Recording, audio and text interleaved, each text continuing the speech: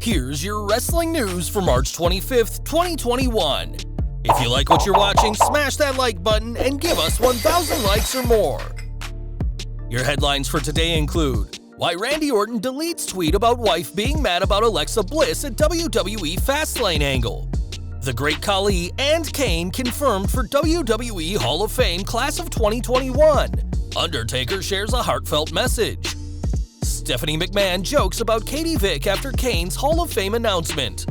WWE already recorded fan reactions for Hall of Fame ceremony. Tessa Blanchard spotted training with Sasha Banks and other WWE superstars. WWE officially reveals new ThunderDome location. Peacock edits controversial Vince McMahon segment from WWE streaming service, and more. We're kicking off with a look back at Fastlane 2021, as at the show, Alexa Bliss used a rather suggestive pin during her match with Randy Orton, which didn't go down well with the Viper's wife. On Twitter, Orton's wife Kim said that Bliss had effed up with that pin, and though many had expected this to be a throwaway line by Mrs. Legend Killer to continue the story, that isn't the case. Ringside News have learned that the tweet from Orton's wife was a 100% shoot and that she was genuinely furious with the match and the way her husband got pinned. It's also being reported that Kim gave her husband an earful after the match, saying that she was, quote, rough on him, and that other superstars were consoling him. To be fair, Orton didn't exactly do himself any favors, as after the match and his wife's tweet, he shared a tweet of his own, poking fun at his wife's reaction. Saying that his wife doesn't care for Alexa Bliss, the Viper said that maybe Soulja Boy should remind her it's fake, rehashing his feud with the rapper. Orton's wife clearly didn't appreciate his comedy, as the tweet was quickly deleted, and though some have suggested it was because he used the term fake, the general consensus is because it annoyed his wife. It was added that Randy himself, quote, was in a bad way, according to the source for Ringside News. It's known that Orton has considerable sway and input into his storylines, and regardless of whoever pitched that pin for his match with Bliss, it wasn't well received by the Orton household. We've got some Hall of Fame news next, as the third member of the 2021 class of inductees has been announced. On the bump, news broke that Kane will be inducted into the Hall of Fame this year, alongside both the 2021 inductees and the 2020 class. A former WWE, ECW, and World Heavyweight Champion, Kane transitioned from wrestling to politics in 2018, being elected the mayor of Knox County, Tennessee. But the Big Red Machine has been able to squeeze in some wrestling appearances during his time in office. Given that he debuted as The Undertaker's brother, it was only fitting that the Dead Man broke the news on the bump, saying that the Big Red Machine is hardworking, loyal, and dedicated, adding that he was honored to announce Kane as the newest member of the Hall of Fame. For someone who spent decades of his career being the embodiment of rage on screen, Kane was incredibly emotional about the news and fought back tears to ask The Undertaker if he was being serious. When the Phenom said that there is no Hall of Fame without Kane, this hit hard for the Demon/Mayor, who tweeted out a thank you, describing being in the Hall of Fame as the greatest honor any superstar could hope for. Kane is certainly deserving of the Hall of Fame, and it'll be interesting to see who inducts him. But what do you think about the Big Red Hall of Famer? Let us know in the comments. Though he's been a former world champion and a staple of wrestling, not all of Kane's career is something that the Big Red Machine would like to remember. Fans will remember the infamous Vick storyline from 2002, where Triple H accused Kane of murdering his high school girlfriend before claiming that the then Intercontinental Champion got friendly with the corpse. Triple H even had a segment where he dressed as Kane to mount a mannequin in a funeral home, a segment that Stephanie McMahon clearly found funny.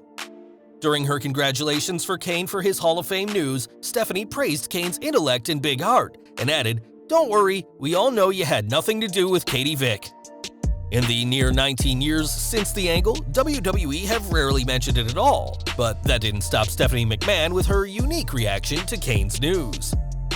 Kane isn't even the only giant being inducted this year, as the Great Khali, a former WWE World Champion in his own right, will also be inducted.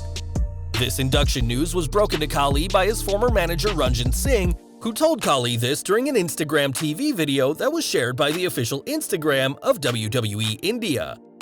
Khali's last WWE match was at the Greatest Royal Rumble in April 2018, with his last singles match being in October 2014 against Damien Sandow.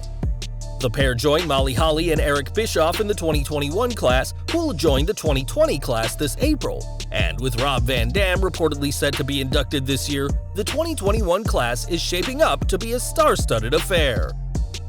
This year's Hall of Fame will go ahead with a virtual crowd instead of live fans in attendance, but the reaction from those on the night won't be genuine.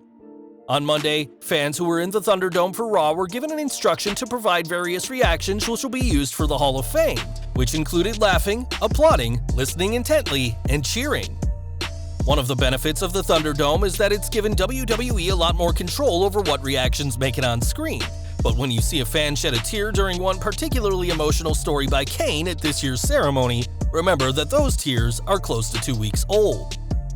From the legends of WWE to a potential new face, as Tessa Blanchard had a great run in wrestling until she became a subject of controversy in early 2020, but that hasn't stopped fans expecting her to join Vince McMahon's promotion.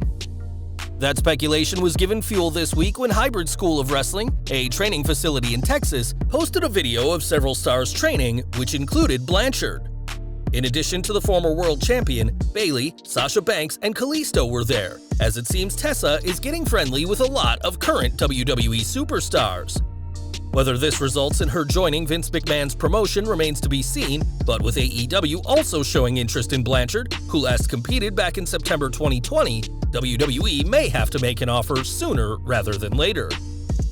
With Blanchard training with so many WWE superstars, it's entirely possible we'll soon see her in the ThunderDome, which will move to a new location following WrestleMania 37. This week, it was confirmed that the venue's new host will be the Yuengling Center, meaning it'll stay in Tampa, Florida. Located on the campus of the University of South Florida, the venue will allow WWE to keep their show going with virtual fan reactions. But with WrestleMania having live fans, albeit in a limited capacity, we're confident WWE wants the Yuengling Center to be the last site for the ThunderDome before they return to having live fans on a weekly basis. Last year, Samantha Tavel, known by her ring name Candy Cartwright, filed a huge lawsuit against WWE, Matt Riddle, and Gabe Sapolsky, and now there's been an update in the case. This week, a court ruled that Tavel failed to prove that her being removed from bookings by WWE or Sapolsky was down to the claims of misconduct that she has made at Riddle, and both WWE and Sapolsky were removed as defendants. When Riddle tried to have himself dismissed from the case, though, that request was denied by Judge Manish S. Shah, as the claims that he forced himself on her in a non-consensual way remain. Tavel had argued that Riddle caused Sapolsky, who runs Evolve, to drop her from shows, and WWE to drop her from a tryout, though the court clearly didn't agree with that. Though WWE and Gabe Sapolsky are off the hook, things aren't over for the United States Champion, and we'll provide updates as more information comes out. Since his debut in 2002, Randy Orton has gone on to become one of WWE's most respected stars and has faced every big name out there. This week, the Viper spoke on the Broken Skull Sessions and revealed a time from his rookie year when he faced The Undertaker. Speaking about the match, which saw Orton get a surprising amount of offense in, the Viper revealed that Vince McMahon didn't like what he saw. Orton explained that the boss was furious that the dead man had allowed Orton to hit arm drags, hip tosses, and even 2 drop kicks, but The Undertaker fired back saying, "Full circle, man, that's what we do." Orton added that the Phenom was clear that he wanted to make sure Orton got over with the crowd, and given he went on to become a 14-time WWE World Champion, it's safe to say that's exactly what the Viper did. And we're ending today with news from Peacock, as earlier this week we reported on Peacock removing the controversial Roddy Piper vs. Bad News Brown match from WrestleMania 6, as NBC Universal didn't like Piper painting his body half black to taunt his African-American opponent. That's not the only edit made though, as if fans go to watch Survivor Series 2005, they won't see a backstage segment between John Cena, Vince McMahon, and Booker T where the chairman uses the N-word. That word obviously made those at Peacock feel uncomfortable, so they've chosen to get rid of the entire segment, and fans will have to look elsewhere to find the controversial moment as it aired live back in November 2005. Do you think it's right for these segments and matches to be deleted? And what do you think will be cut next? Sound off in the comments. Well guys, that's our news for today. Please share your comments below. Also hit the like button, subscribe to our channel, and hit the bell icon to receive all notifications. And as always, thanks for watching.